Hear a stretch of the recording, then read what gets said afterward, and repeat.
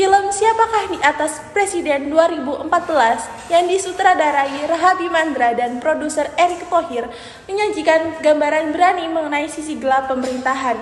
Dalam konteks pemilu 2014, kita dihadapkan pada teori konspirasi yang mencerminkan realitas politik Indonesia, di mana kekuasaan seringkali bertumpu pada mereka yang bukan calon presiden.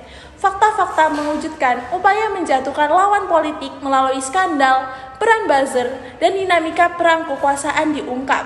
Sebuah pandangan mendalam tentang bagaimana politik uang memainkan peran kunci dalam permainan demokrasi. Video ini akan membahas ketidakstabilan dalam kasus-kasus yang hilang di telan bumi dan bagaimana hukum terkadang berjalan dengan sangat berat sebelah.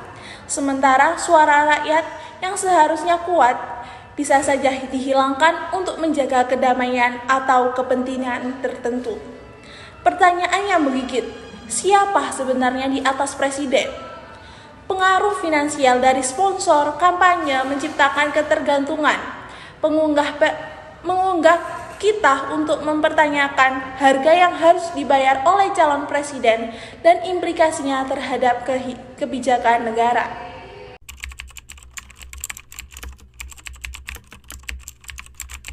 Kita telusuri bersama-sama bagaimana kekuasaan yang tidak terlihat mengendalikan kursi presiden dan apa yang sebenarnya terjadi di balik layar politik Indonesia yang seringkali menyimpan rahasia gelap. Di film Siapa di Atas Presiden, kita melihat bagaimana calon presiden bisa terjebak dalam ketergantungan finansial. Namun, bagaimana hal ini menciptakan pola pengaruh yang tak terlihat. Para calon presiden yang mendapatkan dukungan finansial sering merasa berkewajiban memenuhi kepentingan sponsor. Ini tidak hanya mempengaruhi pembuatan kebijakan, tetapi juga menentukan arah pembangunan dan pengembangan negara. Pentingnya transparansi dalam pembiayaan kampanye politik menjadi krusial. Ketergantungan finansial dapat membuka pintu bagi praktik korupsi dan distribusi sumber daya yang tidak merata, mengorbankan kepentingan umum untuk kepentingan pribadi. Kita akan membahas bagaimana kebijakan yang sangat dipengaruhi oleh sponsor bisa mengorbankan kepentingan umum, bahkan hingga merubah regulasi yang seharusnya melindungi masyarakat. Dampaknya tidak hanya terbatas pada pemilihan presiden. Dukungan finansial juga mempengaruhi pemilihan pejabat publik lainnya, membentuk jaringan pengaruh yang meluas di berbagai tingkatan pemerintahan.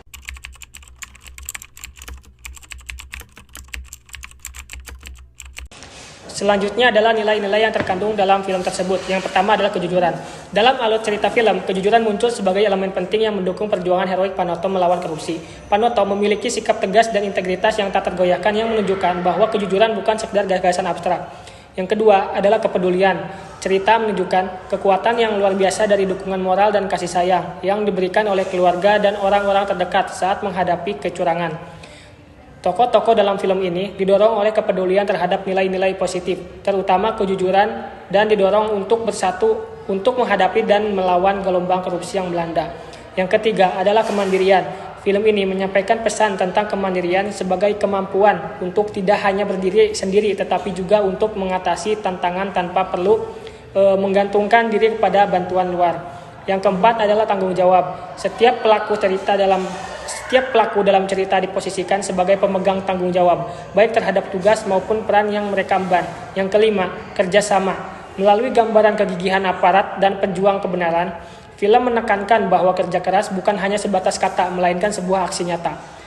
Yang keenam adalah keadilan. Keadilan menjadi nilai sentral dalam film ini, diwakili oleh perjuangan Panoto yang tidak hanya memperjuangkan kebenaran, tetapi juga melawan ketidakadilan. Nah, barusan adalah nilai-nilai yang tergantung dalam film Ada Siapa di Atas Presiden 2014.